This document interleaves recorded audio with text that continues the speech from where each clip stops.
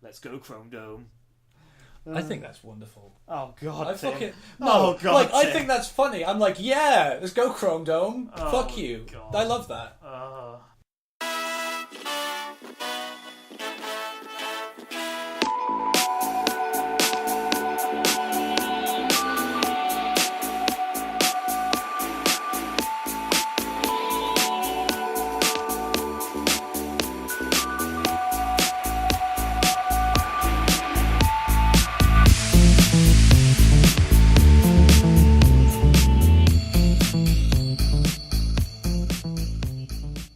I've been anticipating this recording session for this more than the last one. Okay. Partly because I didn't know before we sat you have down. Thoughts since the last one. Well, I've had more thoughts, but I didn't know, like, when we sat down for the first recording, how you felt about it, because you refused to tell me what your thoughts were until we sat down on the mic. Yeah. And then that episode turned into, in some ways, the most interesting conversations we've so far had. Mm-hmm. And in other ways, like, the most intense conversations we've so far had. And so it's like, this could get, not like in a bad way. Passionate. Yeah, but like we both have sort of quite impassioned thoughts. Yeah. And so, I don't know, this feels like making this one will be the hardest work, which is not a bad thing. I don't mind that in any way. I think it's more interesting when you've got opposing sides. Yeah, when you, like... And you can debate in a rational way. Hopefully. Because this is what the internet can't do. It will be nice to have something different. Is have a respectful discussion about having slightly different opinions, or quite divergent opinions even. Yeah. The thing is, the internet can't have a civil discussion about having even slightly different opinions. Yeah. Like, really, I should be slapping you and saying you're not a real Star Wars fan. Oh, right, yes. Or you to me.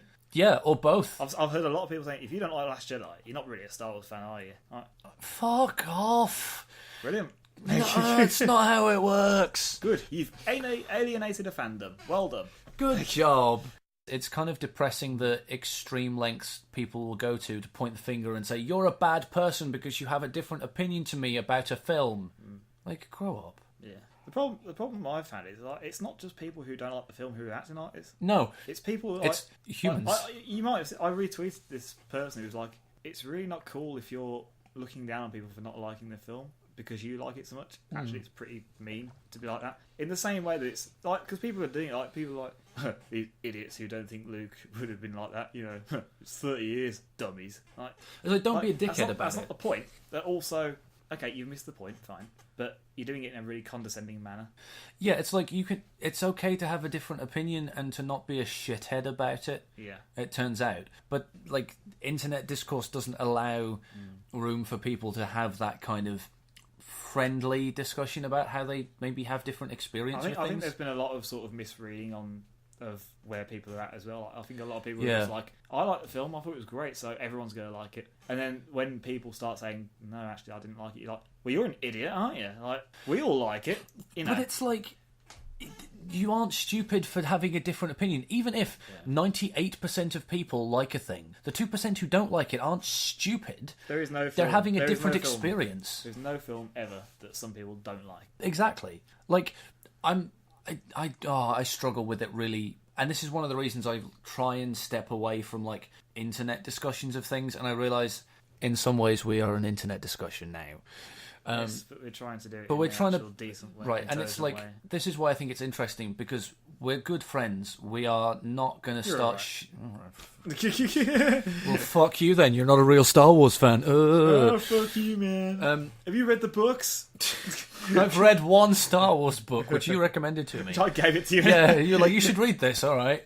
I enjoyed it, didn't you? I did. I was dubious about it. I was like, I don't know if... well, Lee seems to think I like it, so I'll give it a shot. And I really did get into it. I don't remember what it was called now. Lost Stars. Lost Stars. Yes, it's not the most memorable title, but it was a good book. I remember the book. I was making a point and we got derailed. No, but, like, we're good friends, right? We can encounter each other having different opinions and not have that fall out because we're not children. Yeah. But also the fact that we're having a conversation in person is very different to having a conversation over text, right? Where you're on a forum and you're really angry and very different to something like Twitter. Or Twitter, where you've got like 140 or 280 characters. Yeah, 280 characters is not enough to have a nuanced opinion. It can be difficult to put an opinion across without sounding condescending because you're trying to get a point in. Yeah, right. Like this is why we've ended up with like the Twitter thread where someone's trying to make a point, so they take 12 tweets to do it. They write an essay in several tweets, And it's like, that tells me something about how useful Twitter isn't. And I keep using Twitter because it's useful for some things, but it's not useful for like nuanced conversation. Yeah. It isn't a good place for that because you can't make an extended point with caveats and comments and all of that stuff in it and actually achieve anything because there isn't room. Which is why I haven't tweeted about that show, because there's also not many people who care about my opinion. Yeah. And also, you can't put across an opinion properly in 140 in like 4 sentences. Like, No. because someone's going to misunderstand, or someone's just going to disagree, and you just go, no, I meant this, but I couldn't fit it. Or it'll be like a really simplistic opinion, but you can't talk about like the specifics. Like you can't put a deep opinion across other than in several tweets. You can't talk about, well, this is the issue I have with Luke's arc, or this is why I'm not bothered by Luke's arc or where he is, in a way that has any nuance or acknowledges the details of the plot and the details of where you've come from. You can't have that in a Twitter format without using 1,000 tweets. And it's like, well, just write a blog post and link to it, or don't use Twitter for this purpose, I think is the main thing. Like, Twitter isn't good at that. Yeah. So we should jump in. Okay, let's get to it. Hello, and welcome to this episode of the Long Take Podcast. Today, we will be continuing our discussions about The Last Jedi. I'm Tim. And I'm Lee. And I guess let's jump right back into it. It's been a little while since our last recording session, so I don't know exactly where we were when we were there. So we might repeat stuff, we might go back over topics that we've had more thoughts about since then. Hopefully it will remain interesting.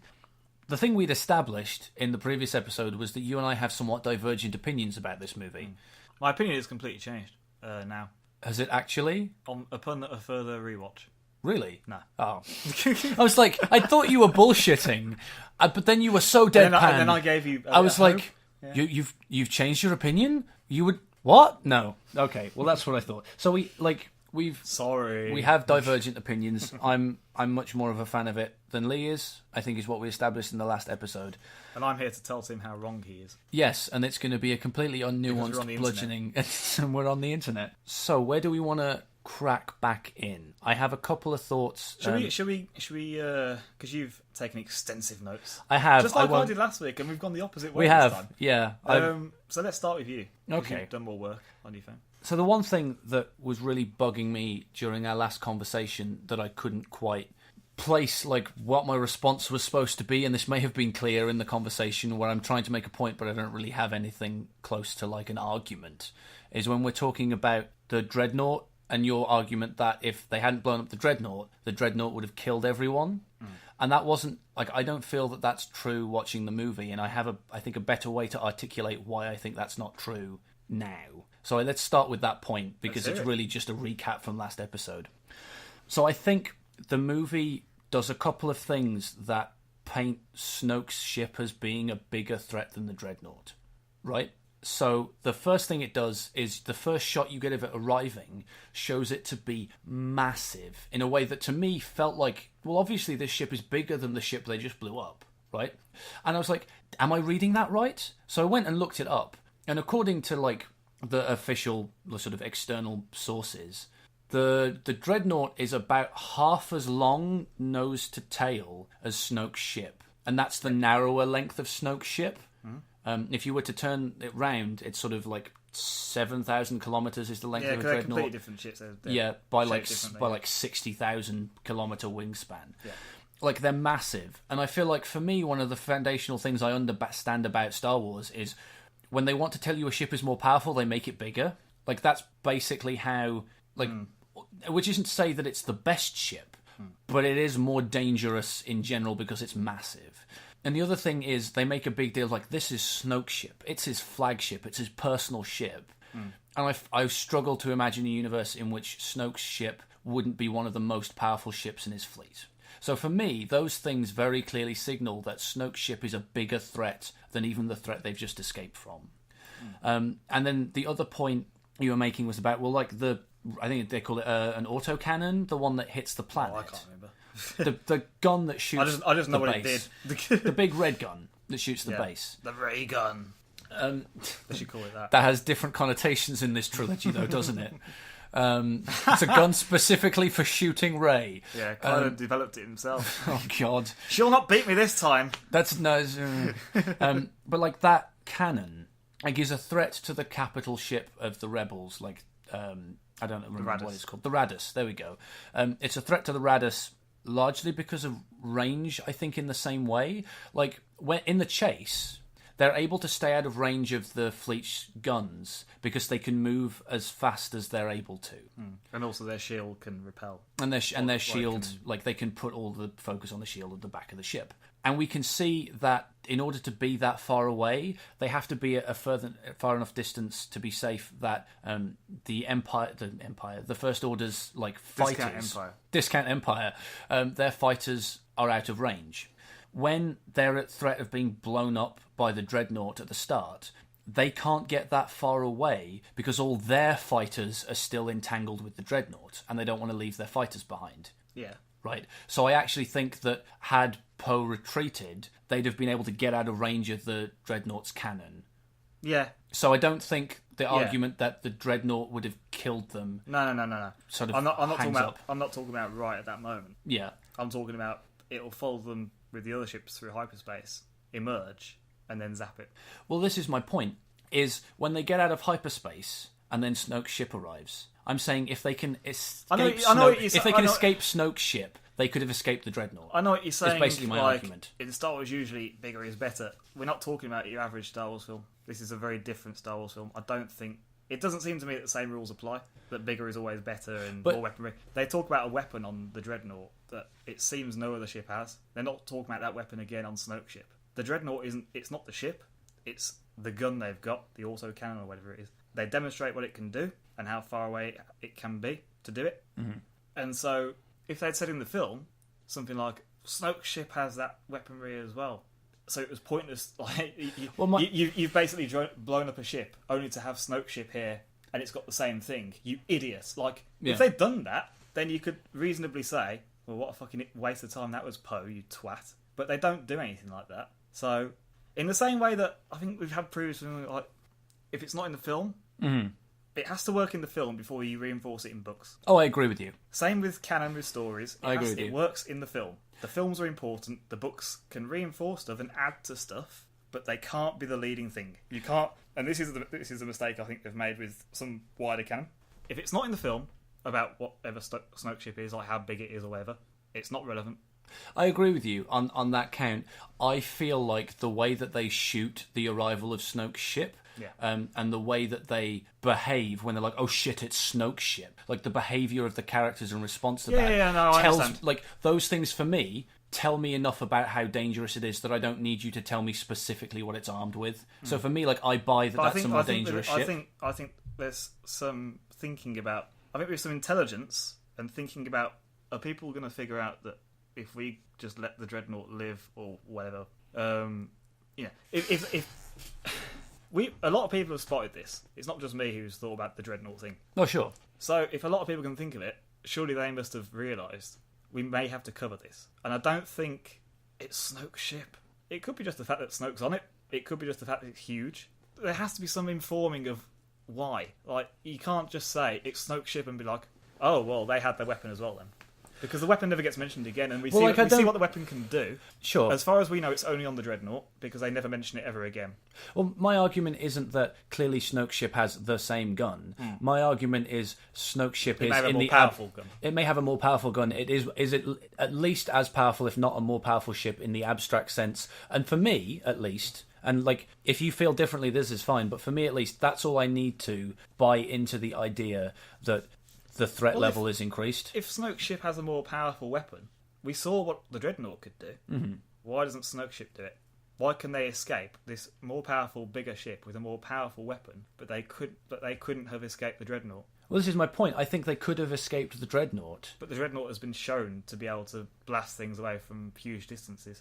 Well, it's been shown to blast something from orbit, which is not quite the same thing as blasting something. It is, but you have gravity assisting an orbital bombardment in a way you don't a ship-to-ship bombardment. Yeah, but I know that you like can't Star bring Wars Star Wars physics into this. We've got bloody bombs dropping in gravity in space. Okay, actually, so this is an interesting thing. Is I am pretty sure that the way the bombs drop actually lines up with how physics works, and I can explain that briefly. And I know that doesn't actually matter for the like that's not a thing you need to defend. No, but I think this is interesting because I know there are some people who do. Yeah. Is that essentially it's pretty obvious that the bomber itself has an internal gravity because you see people walking around, right?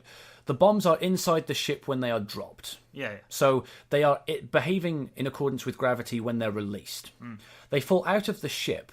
Now, when you leave the gravity, you're not in a different kind of gravity. You're in no gravity, right?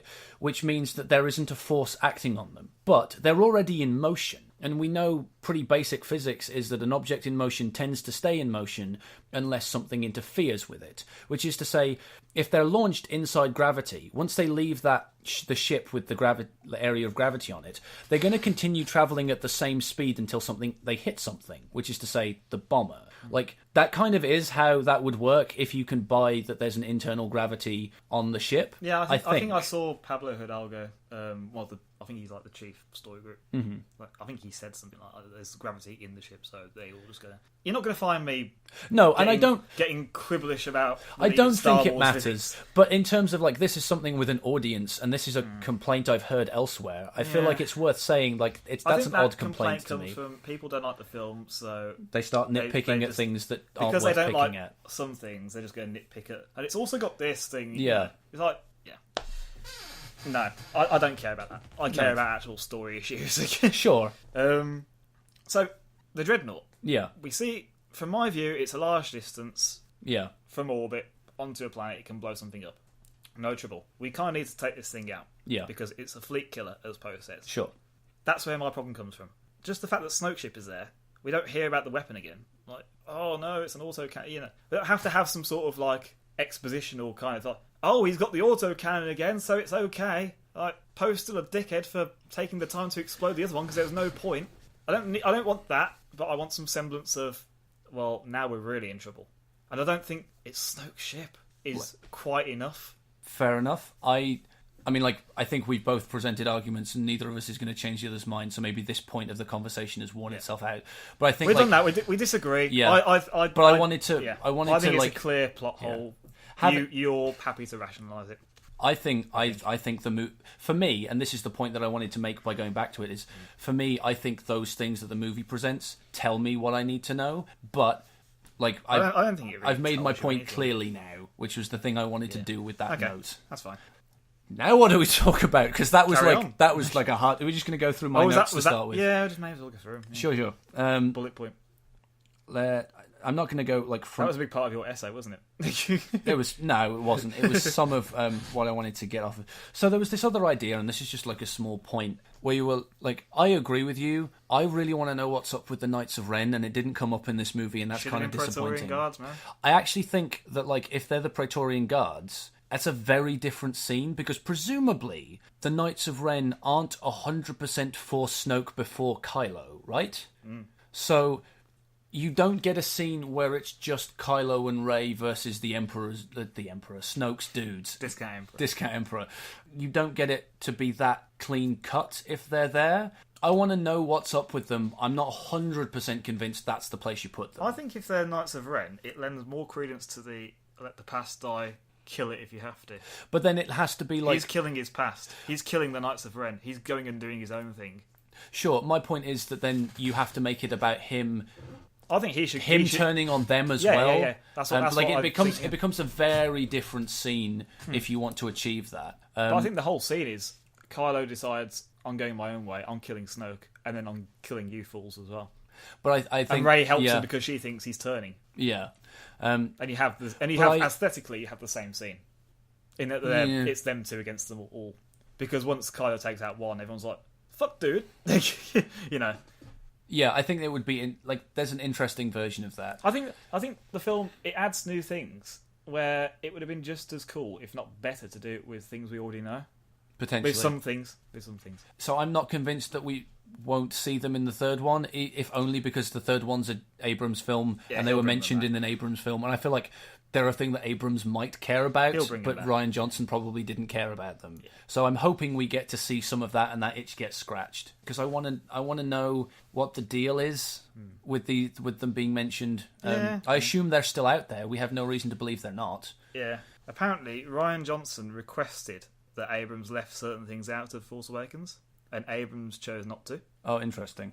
And also, Rian Johnson, this has come from someone who is in with Lucasfilm. He wrote Episode 8 without ever, while Force Awakens was still being made. Yeah, and he hadn't seen it before it got approved, which explains a lot. It's kind of a necessary. It's not 100% necessary, but it kind of, if you need the time, like it might well be necessary for the timeline of making those movies come out. Oh, no. Yeah. Sorry, I thought you were going to say something else. No, it's necessary if you want to get these films out quickly. Yeah. Like, but this is the thing, like the original plan was for it to come out in May. Yeah. Right? And then it got delayed until December. It's going to be 1.5 years, and then it'll be every 2 years in May, but they seem to have stuck in December now. Yeah, well, this one's going to be in December because they've had to consider, like, the director changed, and also Carrie Fisher died, and she was apparently supposed to be a pretty major part of the concept for the third film. Yeah. So, 7 is Han's, 8 is Luke, 8 is Luke's, and 9 was going to be Leia's. So we now need to go, well, we need to, like, change direction, so let's push it back to December so we've got more time. Like, that makes sense. It's not ideal, but you see why it happens that way.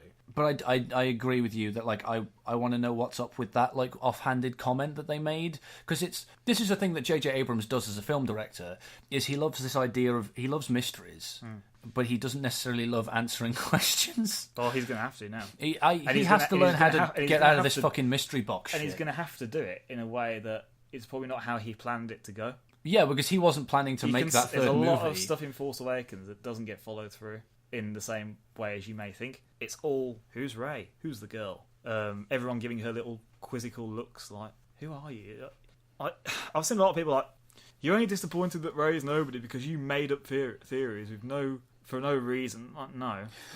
See, like the whole film is telling you, think about who Rey is. Like, there's a lot of mystery here. Like, Snoke's pretty mysterious. Where's he come from? Who is this guy? Like, you don't just make up theories for no reason. Like, no. So the thing about this is, maybe, I don't know if I have a note about this, but this is one of the things I feel about it, is that for me, the Rey isn't actually anyone special is a reveal, because it's like, it's been directed like, oh, who is she? It's like, well, she's no one.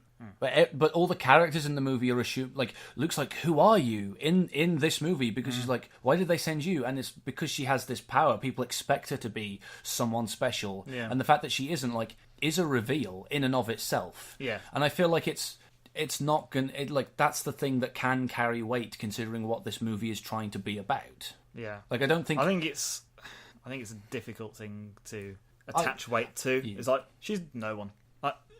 It's like, but I also you can see why someone would be disappointed. You can take it as a very sort of like, oh wow, anyone can be a Jedi. Like, but we knew that already. But you say that, but like, I don't know that that's the way it's treated. Star Wars has always been like that. Like, Luke was a nobody until he became somebody. Like years and years and years later. Like, Luke Skywalker was the nobody. But this is the thing. Like, those original trilogy movies don't present Luke Skywalker as no one. They say your father was a great Jedi. Yeah. They literally paint him as like the son of a great hero. Yeah. The Force comes from the bloodline has never really been a thing. Like, people think it is because of midichlorians. That's just a way of measuring the Force.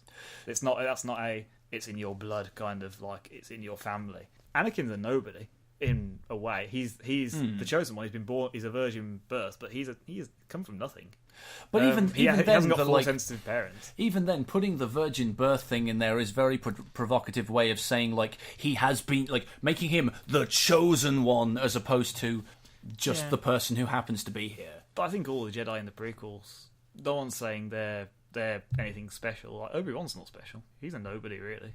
He's no. But they select who they train based on based on what they can sense. And the midichlorians, like I say, it's a measure of how much, because they're sort of microscopic beings. It's a measurement. Sure. It's not, you've come from a powerful family. Like, it's been passed down in the genes. No, it's not. It's not in the genes. It's just inside you. It's a way. It's Lucas trying to give a way of measuring how strong someone is with the Force. To try and say like, it's because we've been told Luke is very strong in the Force. It'd be just like, oh, Anakin's very strong in the Force. Oh, well, how strong? We don't know. So he's thought of this way, which not a lot of people like.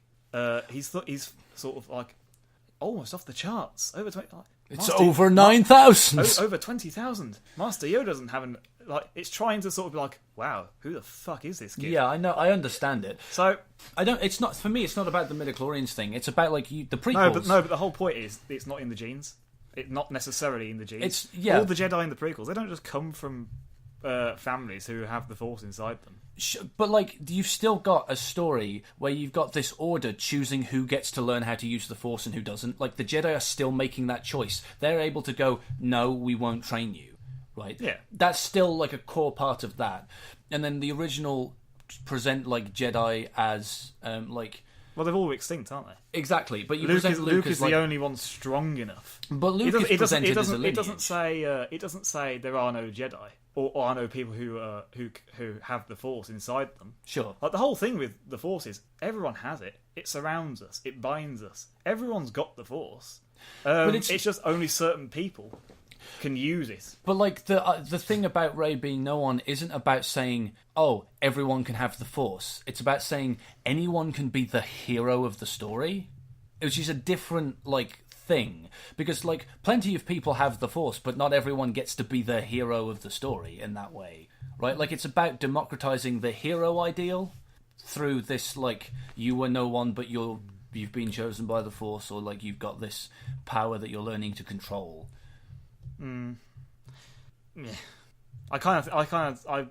I'm still in the sort of zone that it's been done. Okay, I don't feel like it landed that way at all. I think it's because certain people have seen the original trilogy in certain ways. You've watched it knowing that Luke Skywalker is to become the legend and he's been born into a strong family. Sure.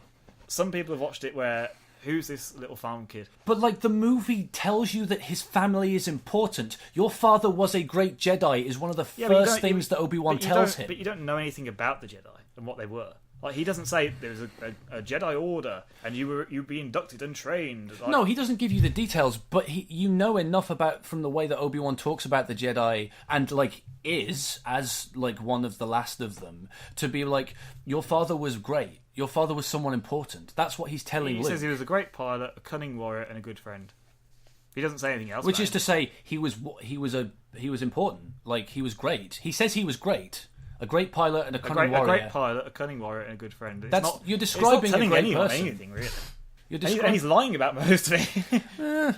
I mean, like he's not lying about those things, but he's lying about how he died and stuff. Oh, sure. Like if you watch the first film and try to think of it and not knowing anything, they just sound like war heroes. I fought in the Clone. I was once a Jedi Knight, like your father. Like it's not like you fought in the Clone Wars. It's not painted as like these monks who didn't believe in attachments and had these set of rules. Like, you don't know any of that until the prequels. So to say it's not like, oh, it became clear Luke was important as soon as you heard about his father. Like, no, his father was presented as a good friend. He could fly well, and he was decent in a war. But like, he was a Jedi, he was a war hero, and he was a good pilot. You don't know what a Jedi is. No, but this is my point. Like, you know that a Jedi is something impressive because of the way the idea is being presented to you. He's like, we fought in a war. He was a war hero. He was a great pilot. These things are enough to be like, your father was a great man. Now, Obi-Wan is obfuscating, right? He's choosing to remember, like, whoever he remembers Luke's father being before he became Vader, which we learn in the next movie. Yeah. Right? But, I guess within the context of that movie, when they're making it, maybe he's not obfuscating. He wasn't... Anakin Skywalker was planned to turn up in Empire Strikes Back as a Force Ghost. Oh, weird. They were so... that was in one of the early scripts. But yeah, they didn't come up with the Anakin is Vader thing until very late on. We've discussed that. We have, yes, in a different episode, which you probably won't have heard yet, listeners, so look out for that. Just plug ourselves in the middle of an episode. He pointed at the microphone. It was great. I did. I looked so dazzling. No, I mean, I feel like part of that is presenting like his father, not as like the Anakin Skywalker that we understand, not as a Jedi in the way we understand it, but as like a great person, like someone of value. Like he comes from a place of value. Yeah. And like this, like Rey is like, you come from trash, and like in a way that Kylo Ren is trying to manipulate her by telling her this, but also like in a way that's like, well, but you aren't where you come from, in a way that isn't like, you are what you do, not where you come from. You can be a hero based on your actions, not based upon like your history or your family line or your like other ideas that people have about who you should be. Yeah. Like, to me, I'm not saying it's a completely other world from where we've been, but I do feel like it feels like a different kind of thing to say than the way that other heroes have been presented in Star Wars. To me, at least. Well, this discussion is probably all going to be mute because Rian Johnson's already said, it may get changed. Well, I don't think they should, because... No, I don't think they should. You've set the story in motion now. I think you need to commit to your decisions. I'm not sure it's gone in the right direction. But the other thing is, like... It's gone in a direction. Don't change again. Yeah. Like, the other thing he said is that, like... that's kind of what J.J. Abrams had in his head when he was setting it up, which you can argue about whether Abrams did a good job about setting that up. I think he did a great job of setting it. I was invested in the characters. I was hyped for Episode 8. I really enjoyed Force Awakens. I don't think it's the best. No. So the plot has been done. The skeleton of it has been done. So I guess... but the characters were good. So can I ask you this question then? Like, do you think the way you feel about The Last Jedi has an impact on how you feel about The Force Awakens now? Definitely. Yeah. That makes me sad. I'm sorry. The problem, it doesn't fit. And like I understand, and I was kind of expecting you to say that, but I want you to talk about that. Last Jedi acts as if nothing has happened before, which is understandable because it was being written before Force Awakens was even finished. How can you possibly have any continuity when you're doing that? It's definitely a trickier proposition. When you've got a writer who has no idea where these characters have been. Like you can't just write. You can't write based on, like, if they were to do it in a way of, okay, in Episode 7 this will happen, and then in Episode 8 this will happen, and then in Episode 9 this will happen. That's not how it worked for the original trilogy. It didn't happen like even in the prequels. Really, I think he had some treatments, but it didn't get written all to be back to back. You have to see the film, see how characters play off each other, and write around that. It's like D&D. Like, you have to see what choices are made, and then write, okay, well, that's happened, that's kind of a thing now, so we have to incorporate that into the story. So, and they haven't even done that. They've written this film before knowing anything about how characters are going to play off each other. They've almost written it as if, like, Rey and Finn are more of a thing, and she friend zones him at the end of Force Awakens.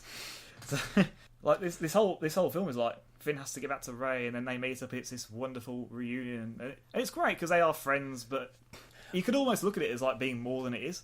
I suppose there's things that happen in Force Awakens which don't get followed through at all. Okay, so can we talk about this? Because we talked about like feeling like the Rey reveal maybe doesn't follow through properly, and we've talked a lot about how like Snoke doesn't get followed through on, and we've mentioned the Knights of Ren thing. Is it just those three things, or are there other things that bother you? Because if there are, they're worth talking about. Luke leaves a map to be found. He's gone to the island to die. Does he leave it to be found? Why have they got a map to Luke's location? Because I mean, it had to. It had to be charted, and he presumably. I don't know. You're right. They didn't like explain that, but I have to go back and watch Force Awakens again because I didn't get the impression from Force Awakens that he'd left the map though. That's not the impression I've had. Why is there even a map to his location? I don't know. Deus Ex Machina. That didn't. Like, because it was in the droid that he uses to calculate Star flights. Wars is better than this. Yeah. It is. There's logic to the films that come from... Well, not necessarily the prequels. But there's logic to other things. Like, it makes sense. Like, why is there a map to Luke Skywalker when he doesn't want to be found, when he's come to this island to die? Like, it feels like... Well, most of the map... It feels like there's beats to this story. Okay, Luke is here. How has he got here? What's going to happen after? And Rian Johnson has decided he's gone there to die and he doesn't want to be found. And I think J.J. Abrams has decided he's gone there to take a time to sort himself out because of what's happened with Ben Solo and Snoke and everything. He's gone to, take some time, and now it's time to come back and fight again, which he probably doesn't really want to do. But that's how I feel they've gone about this. Like, Luke's left a map. Find me when the time is right. Rian Johnson acts like there's no map. And he doesn't want to have any part of it, does he? So you were expecting Luke to have basically been like on a meditative retreat? I don't That's how I kind of took it. That's not me being flippant, but I'm like, you were expecting him to like. No, that's how I. You were expecting him to be intending to return. If you leave a map for someone to find you, but like, why do you think he left the map? Well, why is there a map at all then? Well, like he had to find the planet. I have other canon reasons for for apparently Lord Santeca, the old guy, who gives the map to Poe. They're actually friends in the canon. He's like a treasure hunter who's been going around. Luke's trying to find old artifacts. Like you see a compass in Last Jedi. Sure. When she goes into the tree or his house, he finds that in Battlefront 2. So like what I'm getting so they're looking for artifacts. They find treasure. They know each other, so it's heavily implied on that. Luke gives the map to Lord Santeca. He has no problem with the thought of finding Luke and bringing him out. Like without the Jedi, there can be no balance in the Force. You know, there's no inkling that Luke doesn't want to be found. When he turns around to see Rey, it's not like, oh fuck off. He's sort of like, who are you? And then she pulls out the saber. He's like, oh boy. It's not a sort of like, well, I don't want any part of it. It's a very different thing. What I'm getting at, I guess, is that the Force Awakens doesn't give you really any information about where this map comes from. Half of it is in R2-D2, which is like, well, it's like it's there because it's his droid. This is how you calculate starship trajectories. Like the R2 would be off on purpose, right? Surely, there's a very sort of R2 Ex Machina thing of like, oh, he comes out of low power mode at just the right time, and you could rationalise it by saying, well, Luke may have sensed something, and he may have across the Force told R2 it's time for them to come and find me. You could rationalise it in that way because it's a very convenient thing in the film. Now you can't. Convenient. Now you can't. Now it's definitely really convenient because if he doesn't want to be found, he's not activating R2 to show them the map to come and find him. So that little excuse, if you want, or justification, whatever, that's gone. So it doesn't help Force Awakens in some ways. I guess that the film is going in a completely different direction because some of the things you could rationalise, like people arguing like, why is Rey so powerful in such a short space of time? You could say, well, maybe she's had training. Maybe there's some interesting like twists coming. Like she may have had a mind wiped or something and been left on Jakku, and now she's rediscovering her power through Kylo Ren. And now that's kind of like no. But okay, so here's the thing. Like my expectation going into this movie was like I wasn't expecting Luke to throw his lightsaber over his shoulder in a flippant way. No, that was stupid. Like what I was expecting was him to go, "Why are you here? Leave me alone." That was where I expected him to be. Because if you fucked off in like to hide on a planet somewhere, like, and you haven't come back during the events of Force Awakens, right? Like, I don't buy that you were coming back at all. There's the whole of, I think I started to make this point previously, but like the whole of Empire is based on the idea that Luke can sense his friends in trouble halfway across the galaxy. If he doesn't show up either during like the moments, like during the battle where Han dies, or shortly afterwards having sensed that was about to happen, then something is seriously up and he's not coming back. Right? Because the entire premise of his character is that he has this incredible ability to sense what's going on with his friends. That's fundamental. If that's true, which obviously it is, I don't see any reason for him to stay in hiding unless he has no intention of coming back ever, right? So this thing where like he's hiding on this planet because he's done and he's cut himself off from the Force is kind of the only thing to me that you can do that makes sense. No, I've got no problem with in that way. What he's doing. How he acts and how he's got there. The how and why is the problem. Okay. And also stuff that's come before. Like, why are we talking about a map to Luke Skywalker if he wants to be found? Like, but this is the thing. I don't think anything in Force Awakens says that Luke left the map, and to me, it doesn't read that way at all. There's only a map to something if someone's left it there. Well, there's a map to something if someone's made it. If you know where he is, you've gone to find him. He's told you he doesn't want to be found, but no, you've left a map anyway. You're giving it to people to find him. My point is like the film doesn't tell you anything about where this map came from except that like random old man has a piece of it. Like, and I will grant you, it's a little bit of a like fluffy Deus Ex Machina. This is just the like it's a MacGuffin. This is the problem when you've got multiple people working on the same story. Some bits don't make sense to some people. It's not completely coherent. That's not inherent to that kind of storytelling, though. No, not all the time, but I think in this case it is. We've got people with different ideas of where they want to go with the film at the start. People telling them, can you not put that in? Because I don't really want to go anywhere with that, and they put it in anyway. People who are writing sequels to films they haven't seen yet, Makes no sense to me. And this is a completely different guy. He hasn't written anything on the first one. Mm-hmm. If he'd written the first one and then started on the second one, then you'd be like, fine, okay. But no, he has no involvement on Force Awakens. So how you can do that, I don't know. I mean, I assume he will have seen the script, right? Oh yeah, but scripts are very different to the finished product. I mean, I don't disagree with you, but it's not like he's working from zero information. Like, that would literally be impossible. Yeah, we don't know. There's a lot of stuff coming. I think he did do a series of tweets where he was basically like, I didn't know anything about this. They haven't decided. Oh no, it was a series of tweets saying, when I wrote the film, I was told very little. They had ideas of where they wanted to go, but it was basically up to me. There's no real outline for where they want to go with it. They haven't decided. They're basically letting us do what we like, which is okay to a point, because the original trilogy is sort of, to all intents and purposes, made up as it goes along. Yeah. But it fits. The original trilogy story is coherent, even though they're making it up as it goes along, because they know where they've come from, where they are, and where they're going. Lucas has his ideas. The writing group who wrote the films, because he didn't write them. He had drafts, but so he's a credit, but he didn't write the finished films. He has his ideas and he knows where he wants to go with it because he's writing the story. They have a story group who haven't decided where they want to go with it, and that's where the problems. Like, now we're getting films that are enforced by things that happen which are very different to where The Force Awakens sets it up to go. We've got rid of a character who people are going to say, oh, he's just a plot device and he's not important. No, he is important. Sorry, who are we talking about Snoke. now? Oh, okay. We're at these events because of this man.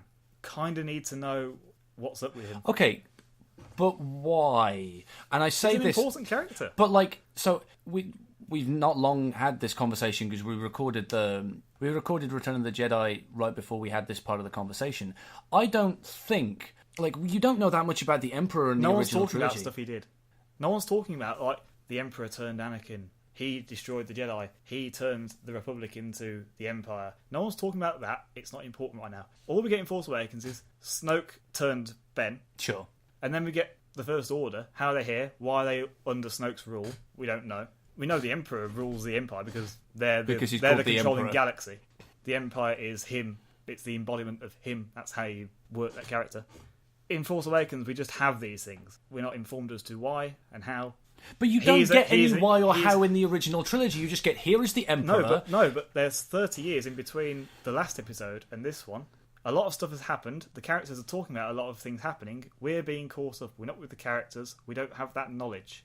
But, like, why do you need to know about Snoke for him to work? Like, why do you need to know all the details? How do you get invested in the character? But, like, my investment isn't in Snoke. It's in Kylo Ren and Rey. He's a very important character to the story. He's the reason Luke has gone off and done this thing. But he's not the character you're supposed to care about. He's not the villain. He's the reason for all of this happening. He turns Ben Solo. He causes Han Solo to go off and be a smuggler again. He causes Luke Skywalker to go off on the island and decide he wants to die. But, like, so he's the reason for everything. He's the reason for all these events. He isn't the transpiring. reason for Luke's actions and Han's actions. He is. No. Both of those people make those decisions because of their own internal feelings about Kylo, right? So, like, Kylo Ren's behaviour and their feelings about that situation. Where does Kylo Ren's behaviour come from? When he murdered a bunch of people? Where did that come from? So, like, that comes from Snoke, but, like, Snoke isn't this... is the centre point for everything happening. Snoke isn't the important character in the story, though. Snoke is like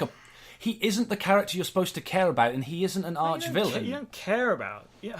Like, why do you need to care about Snoke for the story to work? You need that enforcement of where the story has been. You need the enforcement of where this character has been and what he's done. He's just starting to get some influence into the story, and then he goes...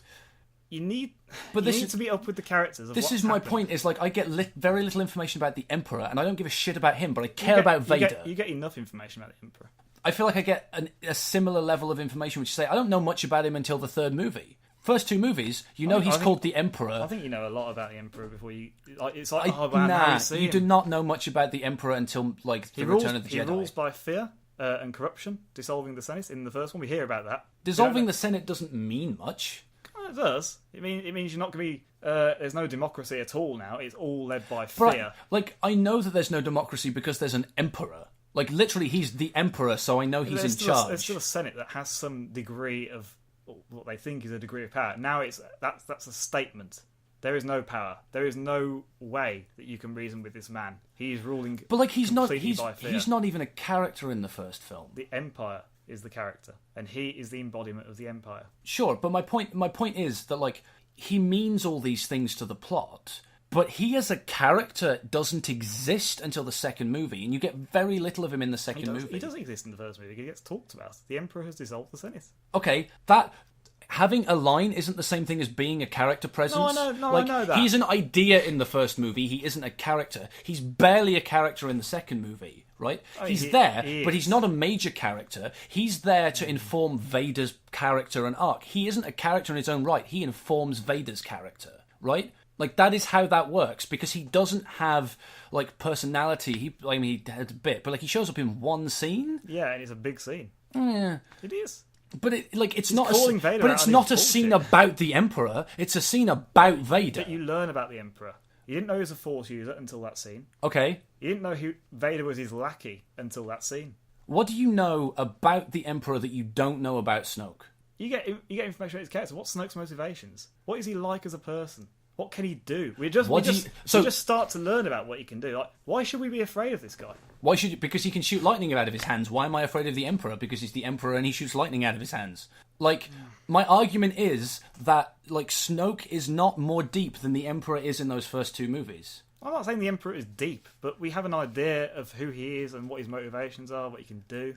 But, like, none of the criticism about Snoke is about what his motivations are. He wants, like, he wants absolute rule, the same as the Emperor wanted, and he wants to crush the Jedi. Like, that's pretty obvious. Never hear about that. It's obvious from the way he behaves. Like, if a character has to tell me what their motivation is in very plain terms all the time, it's shitty writing. Exposition. There's no feeling. You have to feel what characters are doing. Like, but I 100% feel that from him. But you know what I don't get? I don't get all his backstory. But my argument is, like, his backstory isn't relevant. What is relevant is his behaviour now. Relevant. But the Emperor's backstory wasn't relevant for that to be a good plot. It didn't become relevant until they started making movies about the history of it. They didn't talk about how Vader... They didn't really talk about how he turned, like, how the Emperor got into him. They didn't mention that it was all the Emperor's machinations that did it. In this sequel trilogy, they're talking about how Snoke did it. Snoke turned him. Snoke got into his head. Like, for a character, and you see him doing the same thing in this movie. You see exactly what his methods were. We start to get an inkling of this guy's power, what he can do, and then, what was it you wanted out of Snoke? It's just not satisfying. I don't think he should have died in this one. Kill him in the next one. But, like, what did you want to see then, if not him killed? Like, what do you want to? What do you think is missing? It's not what I want to see. I just don't think they've used his character in a satisfying way. But, like, it's not about his character. If you are invested in, like, if Snoke is where you're looking for the satisfaction, you're looking in the wrong place, because the movie isn't about Snoke, it's about Kylo. And everything that happens with Snoke informs Kylo's story. And so, like, he's where the investment is supposed to be, because he's the important character. And everything Snoke does is about informing Kylo's story and behaviours. Which makes him an important character in the story of the sequel trilogy. But not in his own right. Like, I don't see why you need to know about who Snoke used to be for him to work. Well, this is the whole point of coming in 30 years later. Like, a lot of events have happened. We're kind of getting caught up on it all, but we don't really. But, like, why do you need all of that detail? I think why is that important? I think the story of Ben Solo could have been a better trilogy to come into. And then him as a young person. Yeah, and seeing his turn. But it's kind of been done before, but there's a lot to catch up on. But, like, why do you need to have all that information for this story to work? Because I feel like you get everything you need.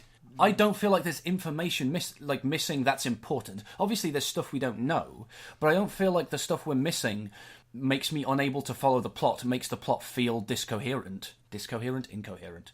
I think there's different ideas of who Snoke was in the first one and to who he is in this one.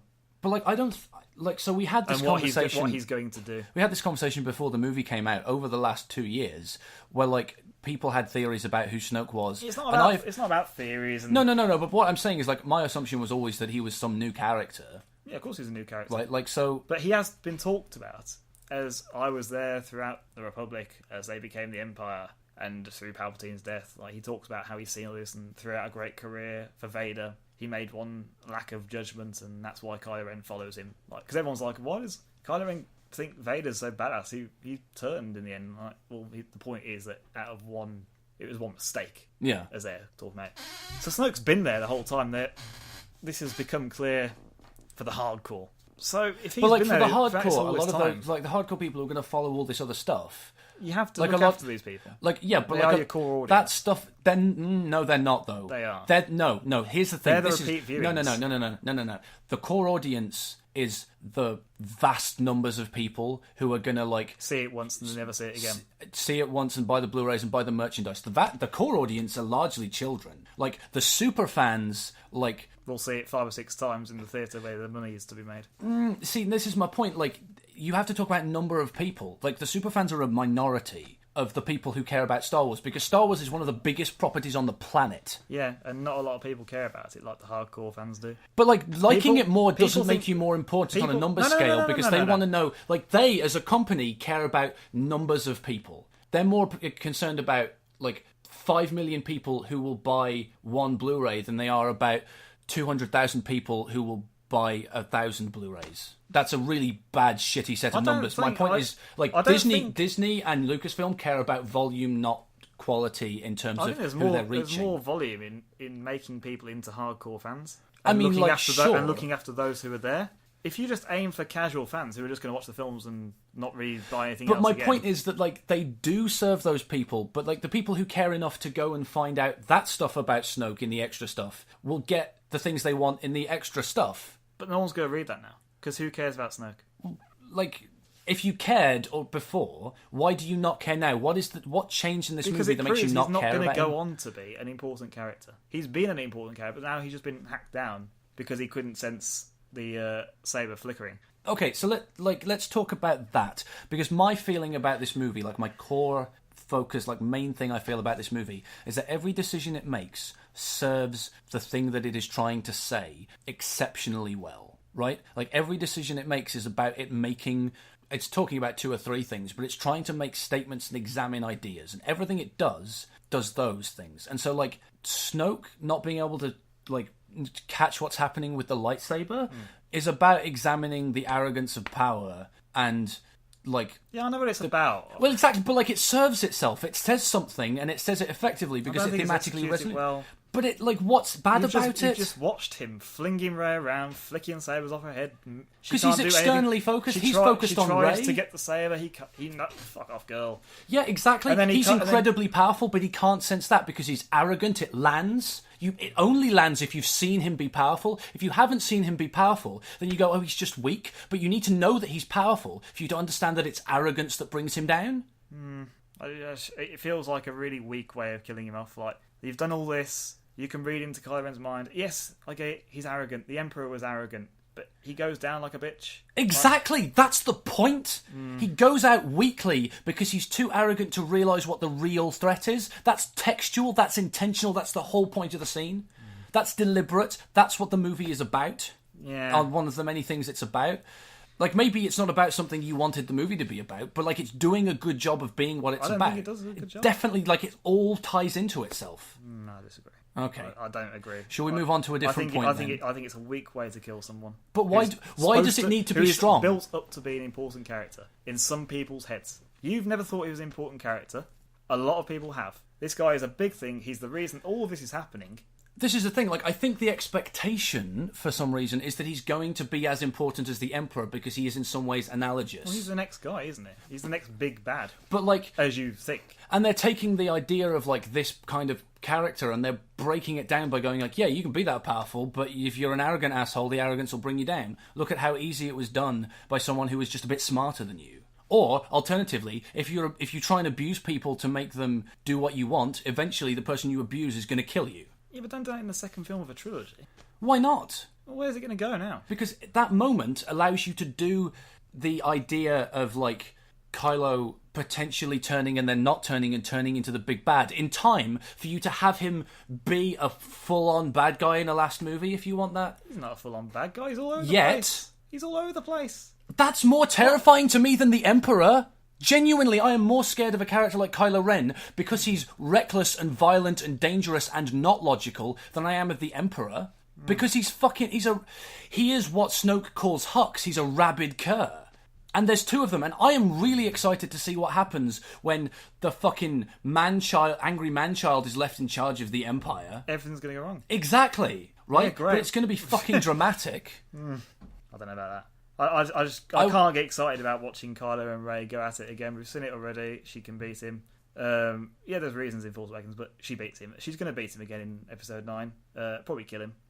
He'll be leading the First Order. It'll be a shit show because he's all over the place. He's not a tactician. He's not some sort of mastermind. He's not a leader, I don't think.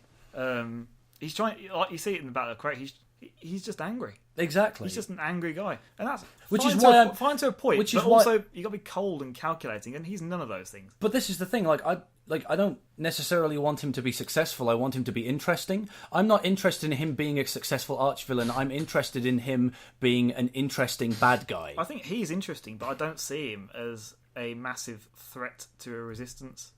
But so, again... And I think he's less interesting now that we seem to have gone down the route of he is probably just bad now. I don't know where this next movie is going to go, but to me that's exciting. I'm like, oh, okay, this is where we are. Shit, we could go anywhere. We could go all sorts of places. I think this can go many places. I think I've got... Unless they completely... They're probably going to have to now because it'll be just boring otherwise. But the boring route of where you immediately think of it going is, okay, well, Kylo's going to go after Rey, probably try and turn her again. She'll resist. He won't try and turn her again. I think by the end of this movie, he's decided he's been spurned enough by her that now he just wants to kill her because he's angry. That's the arc. That's the arc of the I don't know fucked up teenager who kills his girlfriend. They didn't see each other after, so we don't know where he is. He sort of looked up. I took it as a sort of maybe a pleading way. You can take it in any way. I don't, but we never see what his motivations are after she escapes on Snoke's craft. To rejoin the Falcon. He never talks about... He says, where does she go? And then he literally says, I'm going to kill her. Does he? He literally says, I am going to kill her. When? So, at very least, he says it to Luke in that final fight. He says, I'm going to kill you, and I'm going to kill her, and then I'll have killed the last Jedi. And then Luke says, everything you just said was wrong. I can't remember. Okay. He literally says, I am going to kill her. He's made his decision, and it's pretty firm and psychotic. Okay, but I think the last shot of him looking up, and then she closes the door on him. I think that's him saying, "This is your last chance," kind of thing. And then she goes, "Nope." Door closes, and that's it. That's the symbolic. That's the symbolic ending of any Reylo kind of thing that was going to happen. No, I agree with you that is what is happening there, both literally and symbolically. So he may not try and rejoin with her again or whatever. I feel like the only real way this can go between them is they're going to fight again and she'll win. I don't think there's any real tension going in. I said this to a few people. I'm not all that interested in Episode 9 now because I don't feel like there's many more interesting ways this can go. Okay. I feel like they've killed off the interesting characters, Luke and Snoke. I was interested to see who is this Snoke guy. What's he going to do? We've seen him in a hologram. We haven't really seen him we started to see him do stuff in Last Jedi, and then he got killed off. I think it was difficult because once they got into the throne room setting, one of them was going to go. Yeah. Because they can't all escape. So it was kind of clear on repeat. It's not clear, obviously, when you first watch it, but it's kind of clear on repeat things, having looked back on it. Of course he was going to die. You're not going to kill off Kylo Ren and Rey in this scene. So, of course, and obviously there's going to be some action set piece with the Praetorian Guards. Yeah. So they made too much of a big deal of the Praetorian Guard for there not to be some set piece. Yeah. Well, who knows? They made a deal of a lot of things and not done anything with them. Phasma, Knights of Ren. So they did they made more of a deal out of the Praetorian Guards than they did out of the Knights of Ren. Yeah, and Phasma got an action scene. Yeah, I like her fight with Finn. I like that a lot. It's all right. It's okay. The visual's okay. I think it's how it ends. It leaves a sour taste. Okay, what is it you don't like about the end of that? She just gets killed off. Don't you? Why are you bothered by bad guys dying? What is it you want out of them that you're not getting? There's Hux and Kylo Ren left. Do you know what? Their relationship is one of the best things about this. Well, there is no relationship now because he's just his subordinate. He's an unwilling subordinate. Was he a willing subordinate to Snoke? I think so. I think that was pretty. I didn't get out from him. When he first hears that Snoke wants to make, oh, okay. I think I'll take it in my quarters. And no, here he is. And I think he's afraid of Snoke and had that fear and respect. I think he knows that he maybe should be afraid of Kylo, but hates him and wants to. I think Hux wants to get one over on Kylo. I think that's where a lot of the dramatic tension is. Yeah, I think he did. They both want to be in charge. But he knows his place. I think when Kylo Ren has him in the air choking, you're long live the Supreme Leader. He knows he has to cow then because otherwise he's going to die. Yeah, it doesn't mean he's going to stay cowed. What's he going to do? He's going to look for an opportunity to stab him in the back. Which metaphorically. He can't do that. I didn't say I think he's going to succeed, but I think that's part of like the. But even then, the natural I don't through think it's line. not the relationship between them. I'm sort of uninterested in. It's just I don't see these guys leading a government attacking a small resistance. I just don't see it. I don't buy it. You don't buy that they're going to be threatening enough when arrayed against the resistance. I don't think they're a serious threat. I just don't buy it at all. Okay. It makes episode 9 that less interesting to me to go and see. I'll stop. You're still going to see it. I'm going to see it. Like you're not going to not see it. I'm going to see it, but I won't be half as hyped up as I was for episode 8. Let the past die, Tim. Kill it if you have to. No, because I fundamentally disagree with this movie's villain, as does the movie. Anyway. No, I think it's talking to the Star Wars fans. Did we want to talk about Rey, or do we want to talk about this other thing that's merging? What other thing? Whether the movie thinks the past should die. That.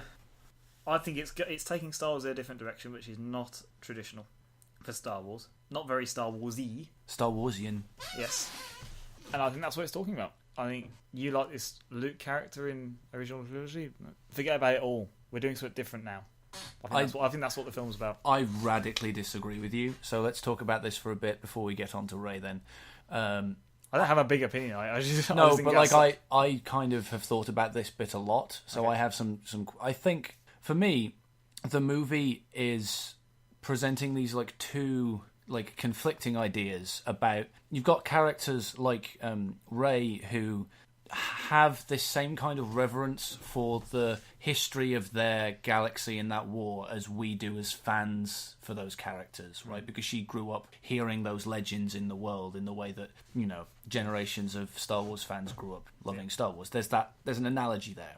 And when like Kylo's telling her, let the past die, and she rejects him and she's the protagonist, but she spent the whole movie going and trying to persuade Luke to not let the past die. Luke is spending his movie going, no, the Jedi need to die, the past needs to die. And Rey's going, no, you're wrong, we need you. We still need the Jedi still have a place. She steals the Jedi texts, presumably because she doesn't think that he's going to do anything with them, but she still thinks that has value. And at the end of the movie, Luke turns up, and him turning up is, even through force projection, is this act of saying, you know what, the Jedi can still stand for something. And he inverts the movie's title and says, you know what, I'm not the last Jedi, because Rey's a Jedi now. He passes the baton on to her in a way where, like, the movie says, no, don't let the past die. Let the past inspire you to go forward for something new. Like, I think the movie disagrees with Kylo Ren, and I don't think the movie I don't think a Star Wars movie of any kind would put its central idea in the mouth of its villain. Like, I just don't think it would do that. But I also... but I don't think this is your average Star Wars film. No, but I also think most films wouldn't do that, because if that's true, they'd be asking you to agree with the bad guy, and then why make them the bad guy? My point is that, like, the fact that Luke comes back at the end is, to me, what that movie's about, where he's been able to realise, like, no, maybe the thing that the Jedi used to be needs to change, but, like, the people who revere the legends of the past will be inspired and they'll do new great things. But, like, you shouldn't let the past die. You should let it inspire you as you keep moving forward. It's about, the movie's like, don't get stuck in the past, but you can still love the past. The past is why we're here. Like, for me, that's what that movie is about. I don't pretty fundamentally really see that. Okay, so, like, how respond? I can't really argue against it. Like, you see, I think the film does things. You see what you see. I see what I see. But, like, I don't see that. I don't see that Luke really comes back. But I think it's because this force projection thing isn't really a great way of showing something. It didn't feel very powerful to have. He's come back. Him projecting an image of himself halfway across the galaxy didn't seem powerful to you. It's not tangible. It's not the same way as lifting an X-wing out of the water. It's a very in the mind. Like, if you think about it, it must be very powerful to do. But it's not a very sort of like simple way of showing someone's power, if you look at it that way. But isn't it like the most appropriate way to show him in using his power in the most like Jedi way, which is to say a non-violent, this thing that he became at the end of that, it's the most way to do it. He could turn it for real and not do anything in a violent way. He couldn't, like, he could turn it for real and sacrifice himself to buy the Resistance time. have a more. I think that would be a more powerful moment to have him actually turn up. To have him not feels a little cheap. But if he just turns up, like all he's got is an X-wing. There's no way he's getting that far in time unless he goes with Rey. Well, the X-wings can go through hyperspace. But it's he's not going to. I wouldn't buy that. He could have gone earlier. Sure. The way the story goes, we probably wouldn't have had time. But for me, a lot happens by the time Rey gets there, and by the time Force Projection Luke turns up. But this is for me, him Force projecting is the most Luke Skywalker move. Because it's the Luke Skywalker that you think of him being at the end of Return of the Jedi, where he's learned that violence isn't the way to be good at this. I'm a Jedi, throw my lightsaber away, not going to kill you. He doesn't turn up to fight. He turns up to be a distraction, right? Well, he says I have to face him. Which is not the same thing as fighting him.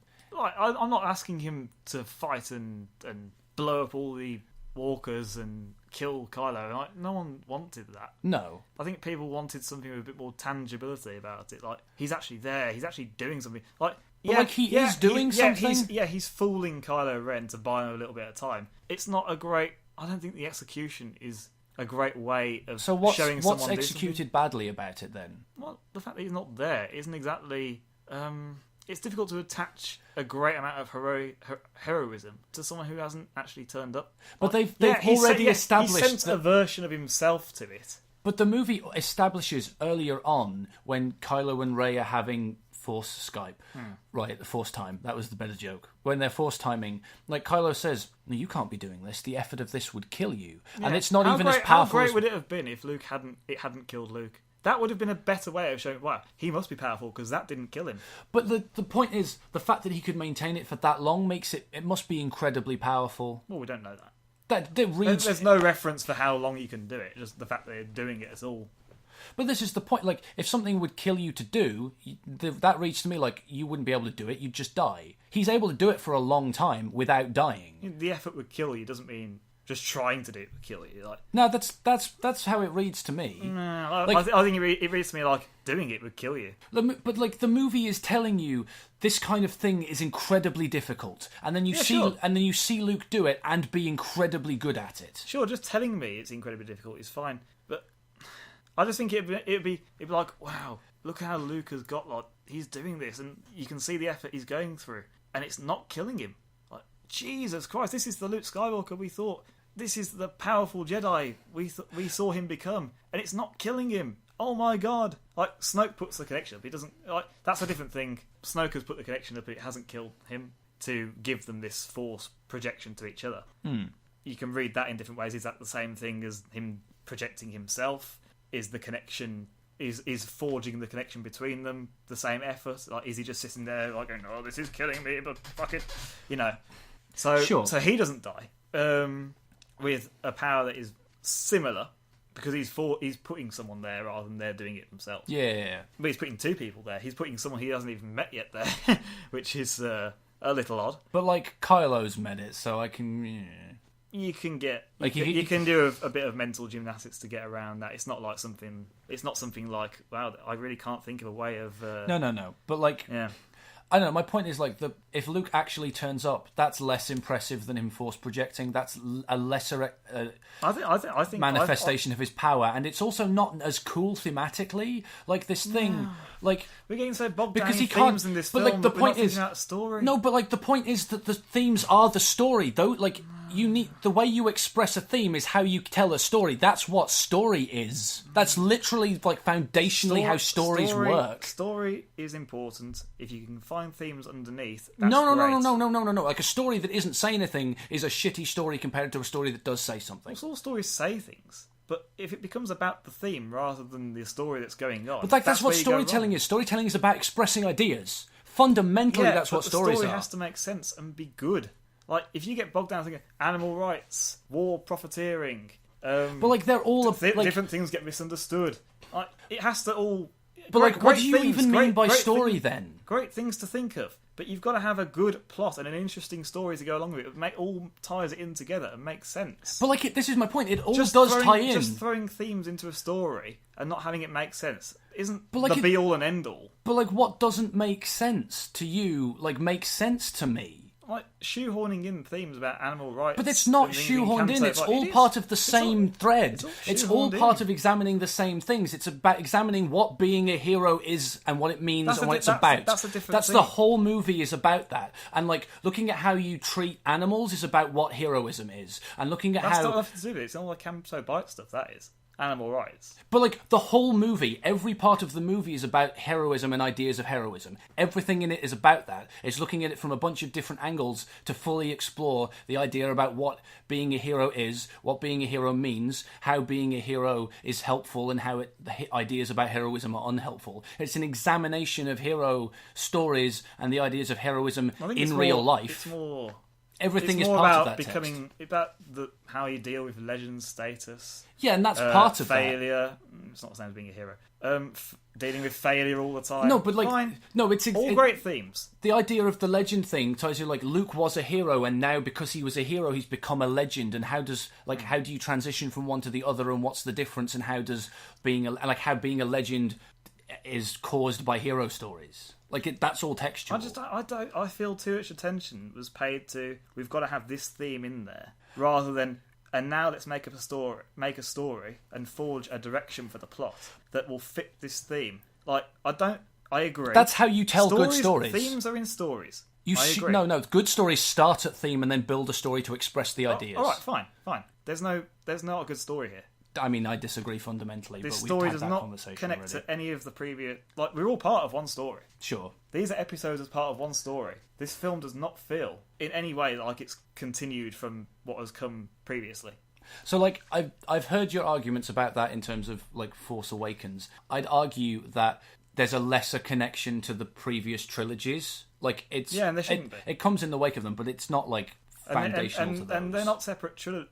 They are separate trilogies in terms of when they were made, but they're all part of the same story. No, they're part of the same. You can't disregard what happened in prequels and then original films. You can't disregard them, but like my point is, they're not one linear story. You don't They are. start at episode 1 and come to episode 9, and that's the arc. You've got 3 distinct stories that inform each other. Those are character arcs and different things that happen within the wider story. The whole story, otherwise it would just be prequel trilogy 1, 2, 3, original trilogy 1, 2, 3, but it's all in the same universe. That's how you're describing. No, but like that this is literally how those stories are constructed. Is as like 3 distinct stories that together form a larger context, right? But like, and they follow on, and like each one is informed by each other. Yeah. But they're not like. They are 3 distinct stories because, like, one is Anakin's story, one is Luke's story, one is Rey's story. They're 3 parts of the same story. I think the part 1. I think you need to draw a sharper distinction between them. Part 1 is Anakin's descent into the dark side. Part 2, his redemption. Part 3,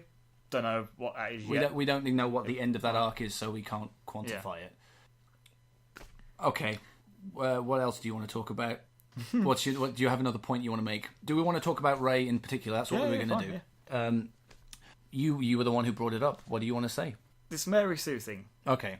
What were your thoughts on that before and now? My thoughts haven't really changed dramatically. I don't think it tracks. I don't think calling someone a Mary Sue is a particularly good or useful criticism of any movie. I think it's a reductivist with like criticism that has some sexist undertones. Well, no. There's a Gary Stew. That doesn't fucking narrow it down. Like how often is that brought up? That's the version for a man thing. Sure, and people used and to the call fact, Luke a Gary Stew. Like the point, it's not a sexist thing. It feels sexist to me. Why? Reading it because I never see this criticism laid against male characters. I've never heard it, but I see Mary Sue all the fucking time. Like you look at the percentage of times someone will make that criticism against a female character compared to a male character. It's a huge difference. Like I'd never heard of Mary Sue and Gary Stew. I'd never heard of it before Force Awakens. I'd heard of it, but I hadn't heard it being used. Because I think characters have been done better, so I haven't heard it too much. Sure. With Rey, I'm like, what's a Mary Sue? Because people are calling it her after Force Awakens. So I looked into it, found out it was basically a character with no real flaws who just overcomes everything. Mm-hmm. After Last Jedi, she's getting there. In my view. But she spends a lot of time. She hasn't had anything to overcome. She has to overcome her own aggression. Like, you see this whole thing, like, she fucking fights Luke Skywalker because he's not being helpful. Like, she has a lot of personal aggression. She hates Kylo Ren at certain points. Like, she gets really angry at him in some of these Force time sequences. Like, there's this whole subtext in her performance of like she's angry at him, especially about what he did to Han, Yeah, sure. and trying to deal with her own rage. Sure, she's a bit angry. I don't see that as something she has to really overcome to be better, because she doesn't. It's not just that she has no flaws. Like, I don't really think she has. Like, she's also doing these things. Like, the problem with her being a nobody and having nothing about her that's special is, how do you explain how quickly she's doing? Like, there's got to be some sort of explanation for why she's doing these things. Like, how does she know about mind tricks? How does she know about lifting things? Like, because she's heard all the stories about what happened to Luke Skywalker and Han Solo. We don't know that she's heard about mind tricks and stuff. We don't know. We don't know that she hasn't. She behaves like she knows all the legends about that. She's presented in The Force Awakens as knowing all these stories, and that she's heard different versions of it, right? But she also she's also seen Kylo Ren get inside someone's head, and then but by the time she's doing that, like, Han Solo's told her everything you've heard is true. The point is that everyone in those movies are more powerful than we've seen people be. Like, Kylo Ren holding a blaster bolt in midair is more powerful than we've seen other Force users be. Or is that just him with an ego? Because Vader just stops blasters. He doesn't need to make a song and dance out. He just stops the thing. Well, I took that as like, oh, this is a kid who is a bit insecure and he wants to show people how powerful he is. I mean, that's definitely true about Kylo Ren in that first film. This is the problem with it. Like, as someone who's grown up with these films, I don't suddenly like to hear they weren't the most powerful you've seen, or these aren't the big characters that we've got better now. It's not very satisfying. Like, the way they've systematically got rid of Han was good. I like the scene with Han, and it informed the story. Luke felt very unsatisfying to me. I felt nothing when he the visual great. Like Holdo, didn't really feel anything, and I don't want that for Luke. Like, Luke is my favourite. But it's a transcendent moment, because he's gone. Like, that movie is about him, having been a hero, but he's just a person, and everyone treats him like a legend when he's just a person. And at the end of it, he manages to become the embodiment of the legend that everyone's told about him, rather than just being a hero. And so he gets to literally transcend himself as a human person and become legendary. That doesn't land as a blow if he lives, because then he goes back to being a human being. If he dies, and he doesn't just die, he becomes one with the Force in the way that Obi-Wan did. Yeah. He is fully transcending himself and becoming manifest as a legend, which is the thing that he needed to be able to become completely. It's about him moving from he's a human being who is a hero into the legend that they need him to be. I know the themes. I know what it's about. But that's his character arc. That's his character arc. It either hits you or it doesn't. Okay, well, for me, it stacks itself up, man. That delivers. I couldn't have felt less. I'm sorry. I was just sort of like, wow, this is how it's going to go. Because when you're watching it for the first time, you don't understand the Force projection. Like, oh, that's not Luke. Like, you can tell instantly, really. And it's just sort of like, he's not really there. Right? I'm not really feeling the heroism here. Like, he's not there. I know what his plan is. I know what he's trying to do. I know what the movie's trying to show. I'm trying to think of an analogy. Like, if Vader hadn't really been there to kill the Emperor, it wouldn't have hit you so hard. Sometimes you have to physically do things. But I think him physically being there is important.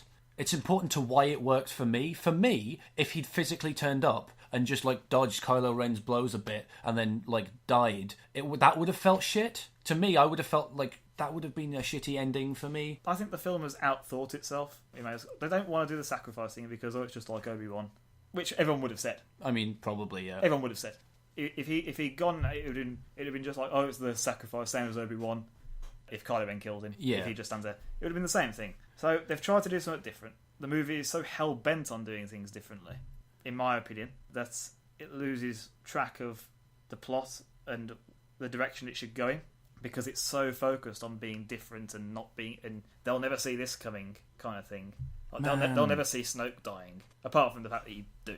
Oh, there'll be a great twist when we realise that Luke isn't there. Right? That movie isn't trying to surprise you that Luke's there. It's showing you very clearly. I think it does a lot of things that are trying to surprise you. If the movie was trying to surprise you that Luke was there, they wouldn't have made him so different. They wouldn't have made him hold a lightsaber you'd just seen blown up. The thing is, I thought that's where they were going, and then I was like, oh, he's been here so long. Maybe they didn't do it in the way I was expecting. So then I was like, oh, maybe this is. And I was just like confused. What am I seeing? The second time I'm watching it, it's like the movie isn't hiding it though. Like the movie zooms in on Kylo Ren's foot moving the salt, and then zooms in on Luke's foot not moving the salt. Like the movie actually could make it more clear. I don't think it's trying to sort of perform a switch and Yeah. then suddenly, I don't think it's trying to do that. But I think it's trying to do sort of like a prolonged, not twist, but a misdirection. Sure. It's like, gotcha. It's like he's not there. See, look at all these, look at these moments where they're trying to show you he's not there. And I think it's trying to be clever. I mean, I think it is clever.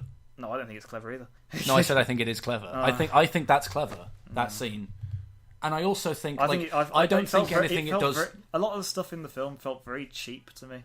I don't think anything it does that's surprising isn't in service of its story, though. Because it's like, again, I'll come back to this. A story is about expressing an idea. Yeah. Like, it expresses its ideas eloquently. Yeah, I think you have to have a balance though. Between that and what? Well, you gotta have good story. And but like, good it is a things good in story if it expresses its ideas well. I don't think this is a good story. It It's not expresses going its anywhere ideas interesting. eloquently, therefore it's a good story. That's the qualification. It has a lot of surely. ideas and it's hell bent on showing them to you. But where are we going with this? Like, we've got now a situation where we've got Kylo Ren and Hux leading the First Order against the Resistance led by Leia, who will probably be cast as someone else because what else can they do? They're not going to go CGI route with it. So Leia and Rey and Poe and Finn in the Resistance. What's going to happen there then? Do you really want to go into a movie knowing how it's going to end? No. I don't want to know how it's going to end, but I just got in a way. I don't want to. I couldn't see where it was going to go from Force Awakens. I didn't know. I don't know what are they going to do with this. But with this, it's what are they really going to do with this? You don't feel like you know what I mean? there are exciting possibilities. No. I feel like they're just going to be like, and they had a big battle, and Rey and Kylo met up. She defeats him because she's the hero of the trilogy. That's clear now. There's no... Rey was the hero of the trilogy? Yeah. I thought that was clear after Force Awakens. To me, that was abundantly clear. I think it's a very uninteresting way to go. We've seen the hero's journey. It's like people said, like, this is for a new generation. Just show them the old films. They're great. So with this, it's like... This is why I said to you last time, I really wanted us to join Kylo because it would have been interesting. It would have been something new that we haven't seen before. Like, we don't have to see the same things again. Like, we don't have to see Rey as Luke on the desert planet going and becoming the hero again. We've seen it with Luke. He's a great hero. He's one of the best characters of all time. No one's ever done it like He's one of the best characters of all time. Yeah. His hero's journey has never been done better. He is the quintessential hero.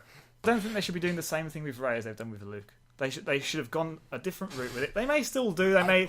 Like, JJ, I think, is going to go a different way than Rian Johnson because it seems they fundamentally didn't agree with where they wanted to go with some things. Like, JJ set up a lot of things. Ryan killed them. Rian Johnson asked him not to put stuff in, and JJ was like, fuck you, I want this, it's going in. How can it be coherent? Like, and so that's why it may not have made dramatic sense for her to join.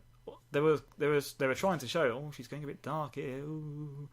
But it would have been bloody interesting to see what would have happened with them going off and doing their own thing. That's the kind of thing that would... for me, feel like exactly the thing you are criticising the movie for doing, which is, say, to do something that's surprising even if it doesn't make dramatic sense. No. That doesn't make dramatic sense by your own admission, so why would you want that? I said it may not make dramatic sense, but I think there could have been a reasonable amount of sense made to it. Like, she wants to turn him so bad, he's told her she'll turn. But like you said in the last episode of this, Snoke's wrong because Kylo doesn't kill who he thinks he's going to. Rey's wrong because Kylo turns, but not in the way she thinks. Yeah. He's wrong completely. Yeah. Because she doesn't turn at all. Well, he says, you'll stand with me. And they do stand together, but he thinks that means she's going to turn to him and she doesn't turn. The other two, you're talking about a permanent thing, a fixture in the story of how this goes. Not she stands with him physically and then doesn't go with him. But you don't ever see what they're seeing. You just hear them describe, I've seen this. And he says, I've seen you'll stand with me. And he's countering her point. And it turns out they're kind of both right and they're kind of both wrong. It's because she thinks he's doing something else. Oh, sure. Like, it's not as if she stood with him in spite of what his decision was. She thought he was turning to the light. I know. Like, it was all a big sort of like, everyone's wrong kind of thing. Yeah. I think for an interesting story, it would have been more interesting to see her go in a different direction other than she's just the pure hero. Like, there's nothing wrong with her, really. She wanted to see her parents. She's lonely. She's overcome everything. Like, she can do all these things, and she hasn't had any training. Like this film is practically the same day as Force Awakens, give or take a couple of days. She's gone from nothing, and she's lifting rocks. With Luke, it was a struggle. I know, like, oh, she's probably even stronger than him, but it doesn't feel earned with what she can do. So I feel like parts of it are like you don't need to train her to learn how to fight with a lightsaber. She's very clearly adept with a staff. Like yeah. Like that. I defended her in Force Awakens by saying, yeah, like she has shown she can use melee weapons. Like that's not and Kylo was injured, so I could get past her beating him in the fight because there are some reasons that like they make sure the crossbow is powerful, so he's injured, he's dying. In this, and I also thought of it was like, but I think we're also going to get some sort of information that she was trained, that she is someone like. They do set up that she's something interesting other than just nobody. No, they don't. They do. They set up that she doesn't know. People are giving her glances. Like, who's the girl? Han told me. Oh yeah, Han told me this. Han told me that. It's not. Do you really think they're just saying, "Oh yeah, she's from Jakku. She's nobody"? Like, they don't. They never. They always cut away. They always cut away when we're about to learn something about Rey in Force Awakens. They do. Watch the film again. They All do. right. Like, who's the girl? And we cut away to Finn going to join these people to go on the Outer Rim. Like, if it was not in. All right, I've got no problem with her being a nobody. Don't act like she's somebody. But I don't think they act like she's somebody. I think they act like she doesn't know and she desperately wants to know. No. It's like she says in the trailers and film, like, I'm nobody. Right? She says in this film, I'm nobody. Like, she knows she's nobody. Like, this is the whole, like, oh, Kylo Ren's lying. No, she says she's nobody. No, exactly. Like, he's not lying. He just expands on what she says. So I don't think there's any big lie there. No, I don't think there's a lie there either. As long as it fits and makes sense to me, do what you want, really. Yeah. Like, Han, a lot of people had problems with Han running away and going back to being a smuggler again. Like, it turned out he failed as a father. Yeah, that's they might do that to you. We've seen this is in Han Solo. Yeah. To be a smuggler again. Like, it's not something we've never seen. Yeah. It's something we understand and can see him doing. Do I really want to see all this depressing stuff about characters I love? Not really. Like, it would have been kind of nice to be like, and things were great for a while. You know? Yeah. Doesn't make for an an interesting story. As it is, well, this is what I say. Yeah. Use other people that we don't know. Create characters again. So, I can't get on board with Luke in this film. I think if I was on board, his death would mean more to me. Yeah, I see that. I'm not there because I'm so busy thinking, this isn't the Luke I know. He's doing things I don't think he'd do. I'm not buying any of this. And so, when you're thinking, I'm not buying it, you don't buy his death scene. Like, it looks pretty. Yeah. I understand what they're going for, but I don't buy it. Because you're not, or by that point you need to be invested in this. You need to be invested. Like, Holdo, if you're invested in her, what a great scene. Visually, great. Anyway, it's a 10 out of 10 if you care about who's dying in it. I'm not invested in Holdo at all, so it doesn't mean as much. Is it a great visual? Sure. Is Luke's death a great visual? Yeah. It doesn't hit me. It's like, wow, that's impressive. Oh, you know. You've just described my experience of watching the prequels. I'm like, this is great. I'm not invested in these people. I mean, the story is better for me in the prequels. You struggle to get past the dialogue in there, which so that you never get invested because you can't get past that barrier because it's poorly executed dialogue. But we've had that conversation on another podcast. Yeah, that you may not have heard yet, listeners. Actually, you definitely won't have heard yet because this is definitely going to go out first. But spoilers. That's where I'm at. So, shall we do a top 3? Should we sign off with that? What top 3 do we want to do? Characters? Okay, yeah. Top 3 Star Wars characters. Let's do that. Do you have a 3? Because you just suggested it. Yeah, I have a top 3. Okay, go on with yours then while I meditate on it. Okay, so the top 3 characters. We'll go 3, 2, 1, as usual. Of course. At 3, it's Darth Vader. Okay. The iconic villain of history. Genuinely surprised he's only at 3, knowing you, but there we go. He's got that on him. He's also got the mental battle that's inside, reinforced by the prequels, and now in other canon. Genuinely very interesting character. Great redemption story. Brilliant. Nothing wrong with the guy. Number 2 is the Emperor, or Darth Sidious, or Chancellor Palpatine, or Sheev. Sheev. I'm still deeply disappointed that you didn't decide to go with Shaleev Palpatine for your Twitter username. I just think that was a delightful pun that was in no way shit. Sheev, yes. What an amazing character. In Return of the Jedi, he's brilliant. He's so hammed up, which is great in Star Wars. Like, it's not a criticism. I think you have to be a bit hammy in Star Wars. You can't be subtle. That's just not what Star Wars is. And then the prequels show him to be a mastermind. Not everything goes his way, but he's also able to improvise. I don't think he had in mind for Mace Windu to have him a lightsaber to his neck. Yeah, probably not. They're like, it's probably not how you plan that to go. And then Anakin comes in and you can see, like, I can use this to play the innocent victim in all this. And he didn't want Anakin to be in a suit. He wanted him to be the good-looking hero of the Republic. But then he improvised and thought, actually... Make it a really menacing-looking suit. Well, no one knows about him. Ah. Even our great hero of the Clone Wars, Anakin Skywalker, was killed by the Jedi. They're all gone. Now we have... Because if he's there, then obviously there's... Yeah. Oh, there was one Jedi who was good. You know, yeah. It doesn't reinforce the whole betrayal of the Jedi. Kind of. He engineers a war, and no one knows about it, except for Count Dooku, it seems. It's brilliant. Like, the way he's played in the prequels is as good as Return of the Jedi as well. Like, you can see it's subtle when it needs to be, but it's all, when he does the full Emperor turn and he's just cackling away, having the best day of his life. It's brilliant. He's and I'm quite happy for him, actually. Oh my god! and let me guess, is your number one Rey? What? Oh! It's as big a twist as since Snoke dying. Is it Luke? No. Oh, really? No. You're bullshitting me again, aren't It's you? Luke. It's Luke. The ultimate hero. The hero's journey has never been told as good or as satisfying until now. He's a guy you connect with. There's someone like Han Solo is the other cool character. He's the coolest character. But he's someone you wish you were and not who you are. Luke is the everyman. Apart from that, he's born into a great family. He's the everyman who becomes great, a legend, a hero, whatever you want to call it.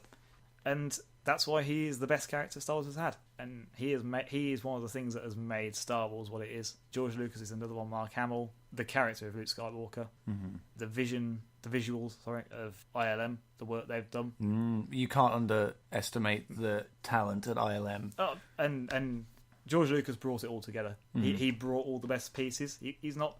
As a director, he's great visually, in a similar way to Ridley Scott. No, he can't write. He got other people to do it better. Lawrence Kasdan, who made Han Solo into a better character. So many factors have made Star Wars what it is, and Luke Skywalker is one of them. Mark Hamill is one of them. We wouldn't connect to it like we have if it weren't for those two cogs in the machine. Okay. My top three characters, I haven't been thinking about this until you suggested it. So there are two caveats. One, the top three, I'm going to put in an order because that's the conceit we've set for ourselves, but the order might be wrong in terms of how much I actually like So this is in no real order. Yeah, it's in what I think is the order, having thought about it for 5 minutes. Maybe we shouldn't spring these things on ourselves. Maybe we should think about this before we do the episode. Well, we'll learn for episode 7, which will be the next one that we record after this. No, we won't learn. The other caveat is that, and maybe this is the same caveat, but me just amping it up. Like, I might be wrong. I might, tomorrow I might have a different top three because I should have thought about this more. Oh, yeah. But I've got other honourable mentions like Han Solo, Princess Leia. Kylo Ren's a great character. Was a great character. So, the characters that I like the most. Go on. I'm going to say 3, Kylo Ren. I like him as a villain a lot. The kind of villain he is something that feels, relevant to modern culture. And also, Adam Driver's performance is fucking on point. And, I think we were saying this before, even though you don't like the movie, you think Adam Driver's performance was on point. Adam Driver's great. Adam Driver's fucking killing it. And so, it makes a villain that could be quite... if a lesser actor would do a really bad job, but, he's so on point with this that I'm, brought into the berserker child kind of, school shooter psychology that is, to me, makes for an interesting antagonist because he's not just arch villain. He's a little bit more nuanced than that in a way I enjoy. I think if I can add, yeah, of course. I think the great thing about him was he's a good guy who wants to be bad. Yeah, that's been lost a little bit in Last Jedi for me because he seems to have fully. But I suppose where else could he go? He's either going to go good or bad from there. And we've seen the good thing, and he can't be redeemed really because I don't think at this point, no. But at this point he can't. And before the film, it would have been really difficult because he's killed Han Solo. yeah, Which, well, Anakin killed children. This is Han Solo. yeah. Factor in the fandom. It's there. Your audience will experience the death of Han Solo differently to the death of some faceless children. Like, this is the thing about like killing the children is like you know it's bad, but you aren't emotionally connected to those specific children. So there's that. Yeah. Number 2, Han Solo. He's cool. He's funny. I honestly think like 90% of what I love about him is that it's a Harrison Ford performance, and Harrison Ford is one of my favourite actors of all time, I think. Like, he's just such a compelling screen presence. And he's got the sass. And you're right that he's not the character you connect with to go through the arc of those original movies. But he's fun. And I love, like, he's such an important presence in making the dynamic of those movies function as being part of the cast. So, Han Solo. And I think it's... see, like, I already feel like I've gotten this wrong, but I'm just going to, like, batten If you say down. Rey, I'm going to kill you. Wow! That makes me want to say Rey. That's on record now. That makes me want to say Rey. It Say isn't, it, though. Tim. Your death will be painful. Rey. No, it actually wasn't going to be Rey. I know it wasn't. I just waited to consider. No, I kind of think Leia might be my favourite character because she's... Leia.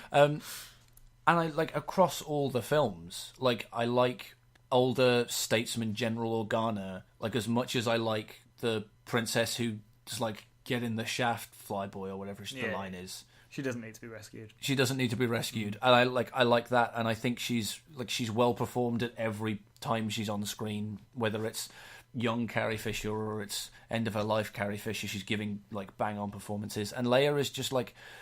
She's a compelling part of this world because she has this like inherent investment in what is happening in that original trilogy, because like the Empire takes everything she has and then she has to find something new to like build a life into. But the ability to just like stare down the villains, you're just like, yeah, come on, Leia, you're with her because she's not scared. Although she obviously is going to be scared, but she's not showing them that she's afraid. She's a statesman even in that like first film. You know, I find that compelling, and that makes me like cheer for the character and for the whole team, because I'm like, she deserves a win. Like she has everything taken from her in the way that Luke has everything taken from him. Like what is everything to them is different. But I enjoy that. Like she's a great side character. I have a history of liking the side characters in stories more than the protagonists. Like I like Ron Weasley more than Harry Potter. Protagonists aren't always done well. Yeah, even when they are like I like Samwise Gamgee more than I like Frodo Baggins. Like I almost always like the secondary characters a bit more. I think that says a lot about sometimes side characters, because they're side characters. They may get worked on more to give them more something interesting to have as in their character or to do. Or they have a little bit more permission to go off from the main plot and in odd ways. You can probably do more with them in some ways. And some protagonists are sort of, well, keep them safe because they're the protagonist. They're the hero. Yeah, it depends on the story. But So I think there's some of that in there. Yeah. Like Star Wars had a history of small and side characters that people love, like Boba Fett, you know. I mean, the smallest, sidiest character that people have latched onto. Yeah. I mean, it is a cool character design. I'm not, like, it's not a criticism. Like, You're not it's a cool character design. You're not one of those people. No, but by the same token, like, I see why you look at that character and go, man, he looks cool, I want to know more about him, because he looks fucking cool. That's my top 3 today. We'll see how I feel tomorrow. Okay. Thank you, listeners, for bearing with us through what is... bearing with us. I'm sure you've had a good time. But this has been a couple of quite long episodes. But we're done on The Last Jedi. I'm not entirely sure what the schedule looks like right now in terms of releases, so I'm not going to tell you what's coming up next week, just in case. But we will have some more stuff coming up for you about some more Star Wars movies, and we've already recorded some stuff about the original trilogy, and there are going to be other films that are not Star Wars related coming up as well, and then after that, who knows. So if you've enjoyed what you've listened to today, make sure to subscribe to us wherever you found us. That way you'll get updates when the new episodes come out. Theme music is performed by Broke for Free. Link in the description or the show notes wherever you found this if you like that music. And take care. Bye-bye. Bye-bye.